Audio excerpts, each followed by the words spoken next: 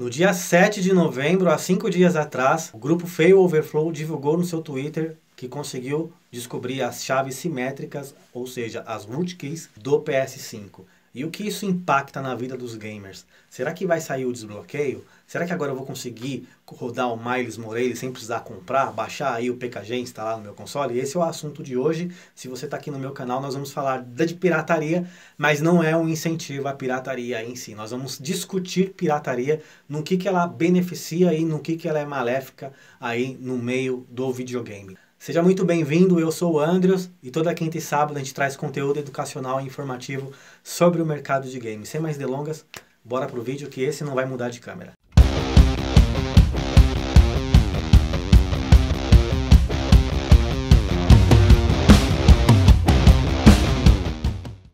Então galera, no dia 7 de novembro o grupo Failoverflow publicou lá um print de uma tela com aqueles códigos todos que na verdade são as rootkeys do PS5. E o que isso quer dizer pra gente? Primeiro a gente precisa entender como é que funciona essa história de desbloqueio na geração passada, por exemplo no PS4. No PS4 geralmente é disponibilizado aí um WebKit para os desenvolvedores tentarem descobrir as falhas daquele firmware recorrente.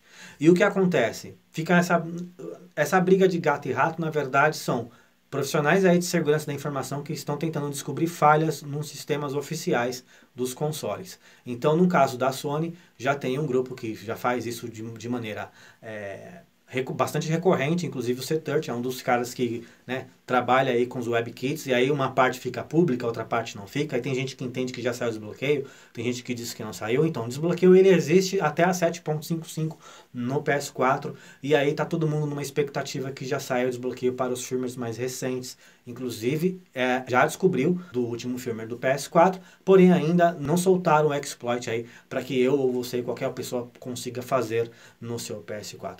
A questão não é essa, pessoal. A questão do desbloqueio é a seguinte: qual é o interesse desses profissionais de tecnologia fazer desbloqueios? O primeiro ponto que a gente precisa entender é o seguinte: geralmente o grupo Failoverflow são algumas pessoas e existe um outro cara que também no mesmo dia publicou que ele conseguiu acessar o debug settings do PS5, aquela estrelinha onde você vai lá e instala os seus famigerados PKGs, que você já faz isso desde o PS3 se você tem aí um PS3 desbloqueado. Esse engenheiro, ele é um engenheiro de segurança que trabalha no Google e o nome dele é Andy Nguyen.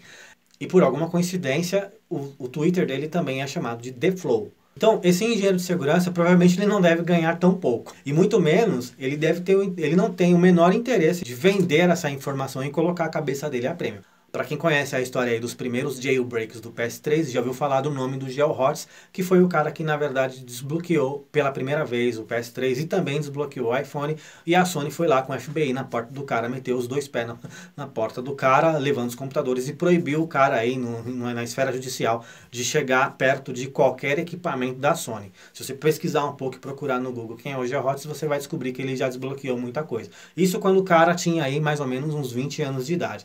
Hoje você pensar que um engenheiro de segurança do Google vai colocar a cabeça dele a prêmio, de repente um cara que tem aí uns 40 anos, provavelmente tem filhos e tem família, um cara não vai fazer isso. Então é para você tirar essa expectativa da cabeça de que o desbloqueio vai sair amanhã. Ele vai sair um dia? Vai beneficiar algumas pessoas? Vai. Mas uma coisa que é importante mencionar é que ele não beneficia só quem quer aí fazer a pirataria em si, rodar emulador e rodar jogo não assinado, rodar jogo não comprado do console. Eu quero entrar um pouquinho no assunto da tecnologia em si. Então, para dar um exemplo prático, se você teve aí um PS4 bloqueado e já perdeu algum PS4 com problema de drive, eu conheço muitas pessoas que já perderam o PS4 com problema de drive e não teve solução e fora da garantia não conseguiu resolver. Por quê? Porque no drive do PS4 existe um componente chamado Renísias e dentro desse Renísias tem uma chave criptografada que é casada com a placa-mãe e é casada com os escambau todos lá dentro da placa do PS4, falando a grosso modo. Essa peça ela não tem troca, ou seja, se ela queima, você não consegue substituir de um drive de um outro console que está quebrado e colocar na placa do seu console para resolver. Isso já é um problema. Então, quando vem essas ferramentas de desbloqueio e essas chaves, essas rootkeys, essas chaves simétricas, e quando são criados firmwares, muitos desenvolvedores no mundo inteiro conseguem desenvolver aplicações para descobrir mais sobre o sistema. Não é só sobre o joguinho pirata em si. Isso são criadas ferramentas que inclusive ajudam quem tem um aparelho bloqueado a recuperar o próprio aparelho. No caso do Xbox 360, se você perdesse a sua placa do drive por alguma razão, se você fizer um RGH nela, você consegue pegar uma placa LTU e colocar um firmware original nessa placa e seu aparelho vai continuar original, tinindo, rodando na live, sem risco de banimento. Embora você consiga também colocar um firmware desbloqueado para você conseguir rodar jogo piratinha na bandeja do seu Xbox e subir para o Xbox Live, você não vai ter problema com banimento, quiçá também hoje em dia com RGH. Já tem pessoas que utilizam RGH e sobem no Xbox Live e não dá nenhum problema para elas. Algumas pessoas são banidas e outras não, e elas ficam trocando de KV, mas isso é uma história para um outro vídeo. O que acontece? As ferramentas ajudam você a recuperar o aparelho, inclusive de quem não quer saber de pirataria. Esse é o ponto. No vídeo passado que eu fiz sobre o RGH sem chip, houve uma discussão do tipo, o pessoal falando, você é um mendigo, vocês vão comprar o jogo, compra o jogo, não sei o que, não sei o que. A questão não é só a pirataria em si, como eu disse. Muitas das ferramentas servem inclusive para reparar o seu console bloqueado que você leva no centro ou você traz para mim para eu consertar de alguma maneira porque ele para de rodar o disco. Nem sempre o disco que para de rodar é a unidade ótica. Às vezes é esse Renízias, no caso do PS4. E aí como é que faz? Então, por exemplo, se você está com seu PS4 na 9.0 e der problema no seu drive, provavelmente nem eu e nem qualquer outro técnico vai conseguir resolver o problema.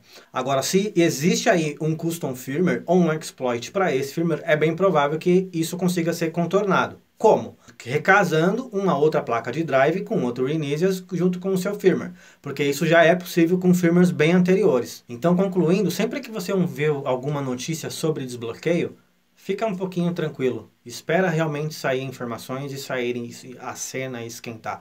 Eu gosto de aparelhos desbloqueados, mas eu também tenho aí na minha coleção aparelhos que são bloqueados. Por exemplo, eu tenho o Xbox Series X, sou assinante do Game Pass, tenho vários jogos comprados na live e sinto falta, por exemplo, do OutRun 2006, que foi um jogo que eu comprei lá em 2007, 2008, se eu não me engano, para o Xbox 360 e simplesmente ele sumiu da live porque expirou a licença.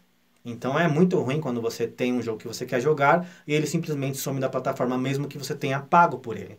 Então eu tenho um Xbox 360 com RGH onde eu consigo jogar esse jogo.